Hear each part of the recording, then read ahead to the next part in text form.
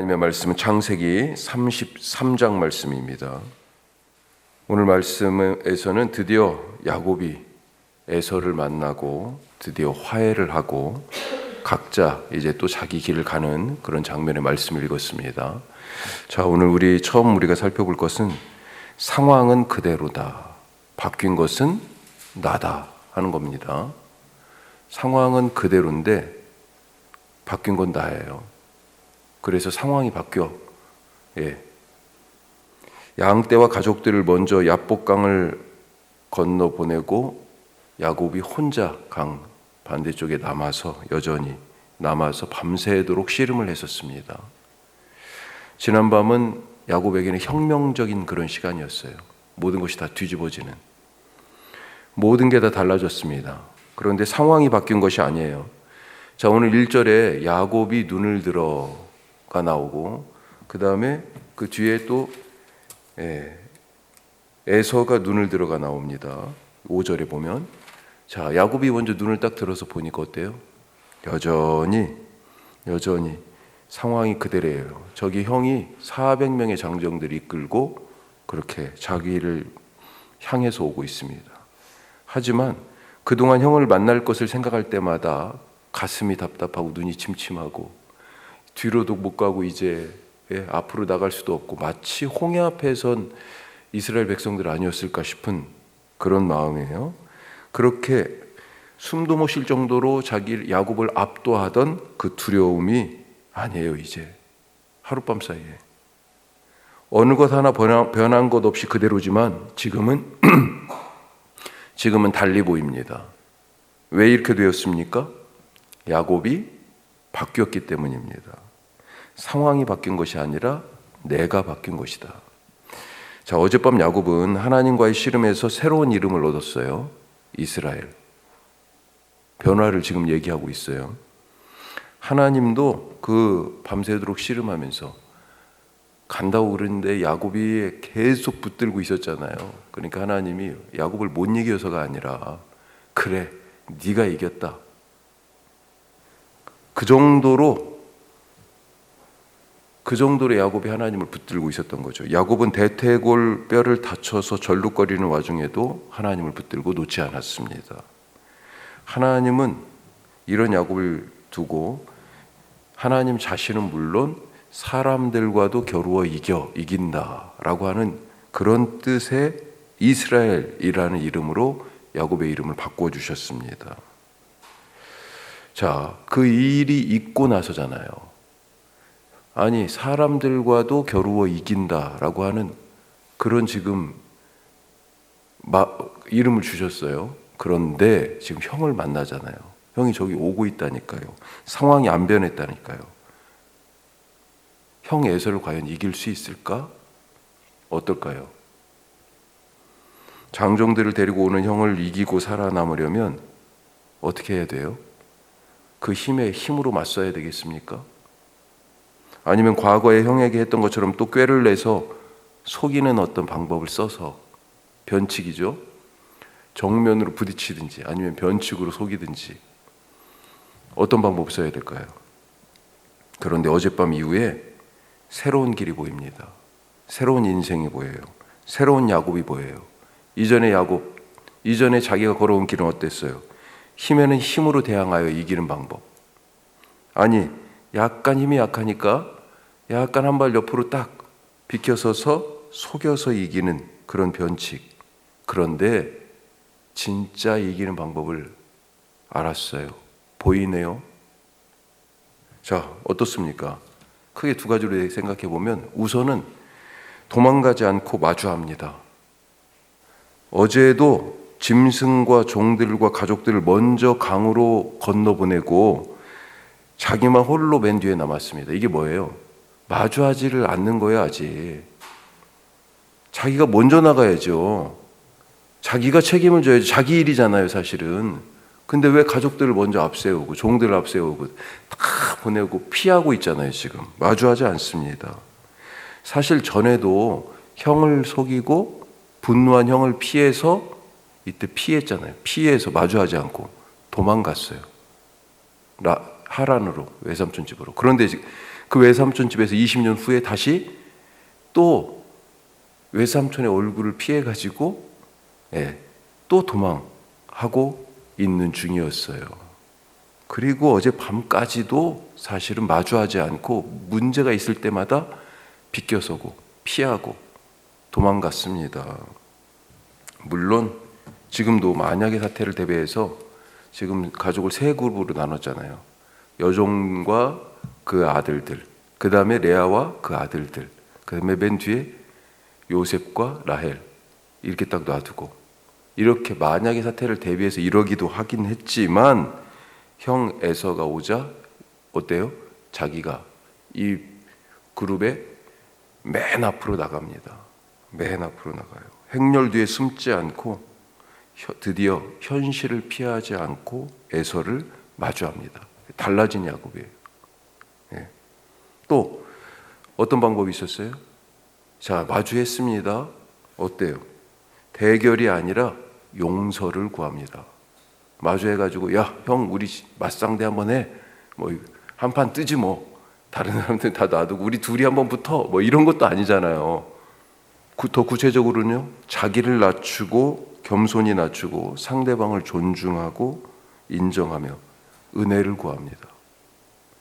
형 에서를 만나자마자 무슨 행동을 했어요? 7번 머리를 숙여서 절을 했습니다. 이것은 당시에 종이 주인에게, 신하가 왕에게 하던 행위예요. 그리고 계속 주라고 불러요. 형을 주님이라고. 과거의 잘못을 인정하는 태도죠.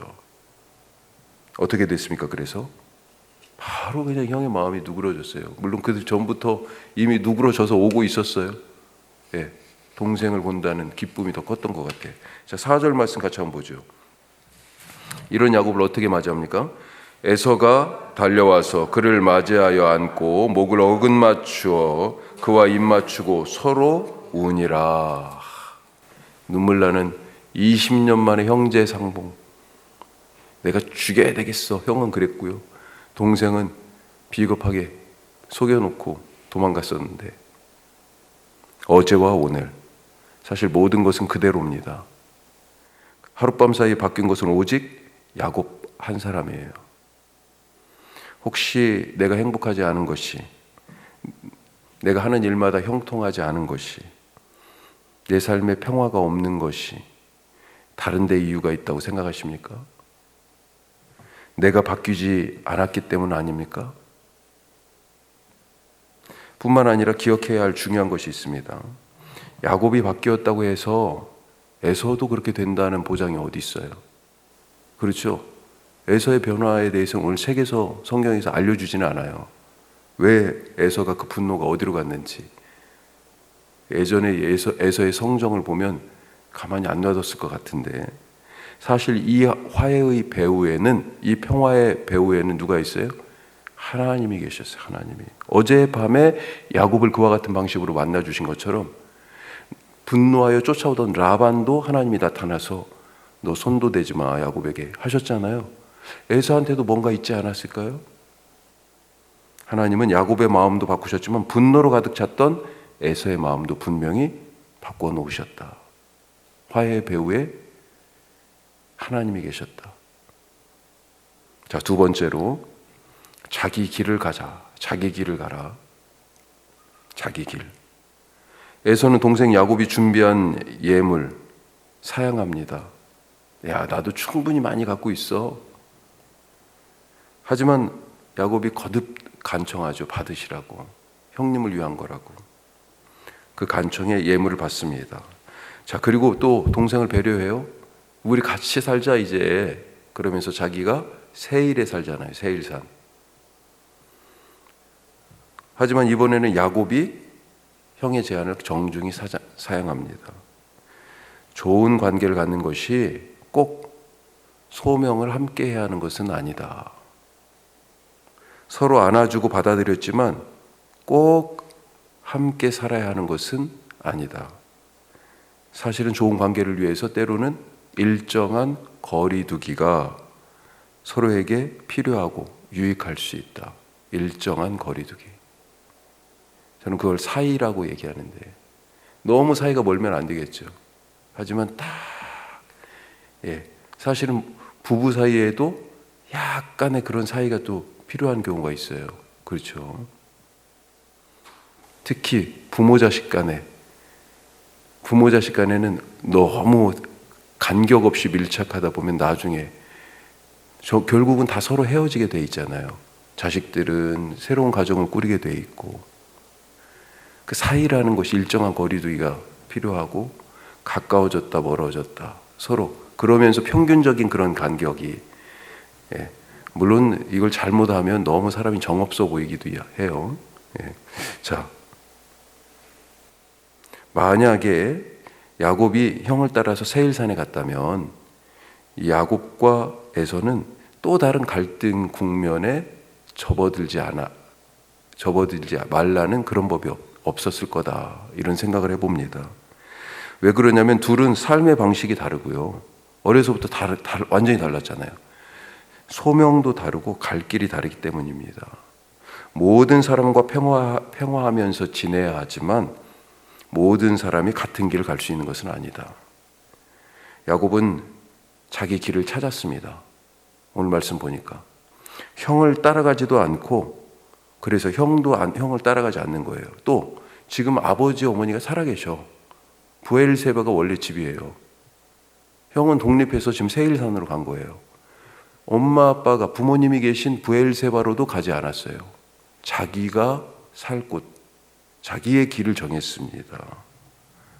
그래서 숫곳을 지나서 오늘 말씀해 보니까 세겜에 정착합니다.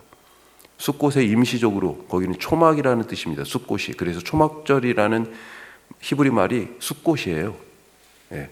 우리간을 졌다, 지금 그렇게 돼 있잖아요. 초막을 지은 거, 임시거처죠. 임시거처를 지어서 숫곳에서 있다가 세겜에 정착을 해요. 자, 그런데 이 세겜 정착이 의미가 있습니다. 두 가지 의미가 있는데, 세겜은 나중에 그 옆에가 사마리아입니다. 아주 중요한 곳이죠. 자, 이 요한복음 4장에 보면 야곱의 우물이 나오잖아요. 그 사마리아 여인 만날 때 야곱의 우물에서 만났잖아요. 자, 그렇게 생각하시면 돼요. 지금 여기 정착하는 거예요. 자, 어떤 의미가 있냐? 먼저 약속의 계승이에요. 약속의 계승. 그리고 또 한 가지는 자기 신앙의 확립이다. 이 세겜 정착이 갖고 있는 의미가. 왜 약속의 계승이에요? 세겜은 아브라함이 하란을 떠나서 갈대아 우르에서 도중에 하란에 한참 머물렀습니다. 거기서 아버지가 죽었어요. 자, 그리고 하란에서 가나안 땅으로 왔을 때 드디어 하나님이 여기야, 이렇게 말씀하신 거지. 그러자 멈춰서 거기에서 제단을 쌓고 하나님께 예배를 드렸던 첫 번째 장소가 세겜입니다. 창세기 12장에 나와요.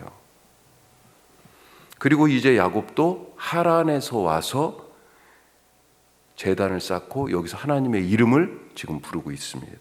약속을, 아버지 아브라함에게 주신 약속을 야곱이 지금 잊고 있는 거예요.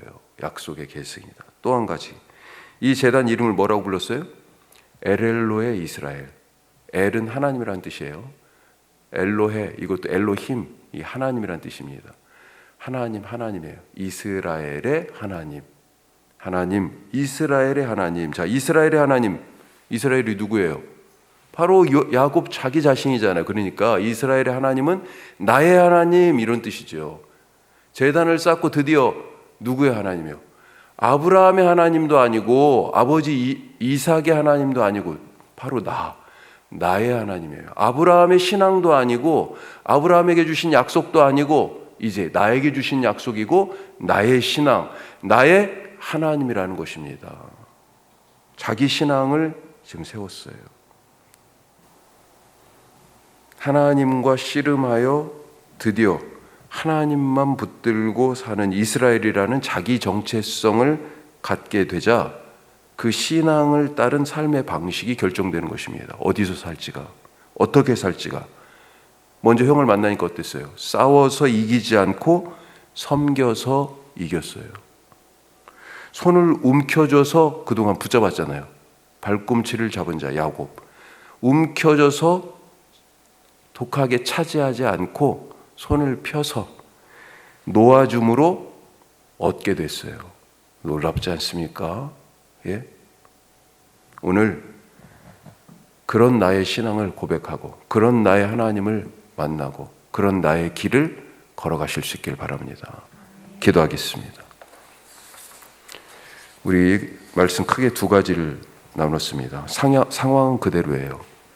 상황 알죠? 우리가 평생을 살아봐도 상황 안 바뀝니다. 잘. 네. 누가 바뀌어요? 무엇이 바뀝니까? 내가 바뀌어야 돼. 내가. 오늘도 어떤 점에서 하나님은 나를 바꾸시길 원하시는지, 네, 그 다른 사람 바뀌었으면 좋겠다 하지 마세요. 절대 안 되는 거예요. 예. 상황? 예. 지금 전쟁이 우리 마음대로 끝납니까? 그렇잖아요. 주님 나를 바꿔주시옵소서 기도하시고요. 또 자기 길을 가라. 이스라엘이라는 정체성 속에서 삶의 방식이 바뀌었고요. 신앙 고백이 바뀌었습니다. 주님, 바로 나의 신앙, 나의 믿음의 길, 이스라엘로서의 나의 정체성, 우리도 갖게 하여 주옵소서 기도하겠습니다.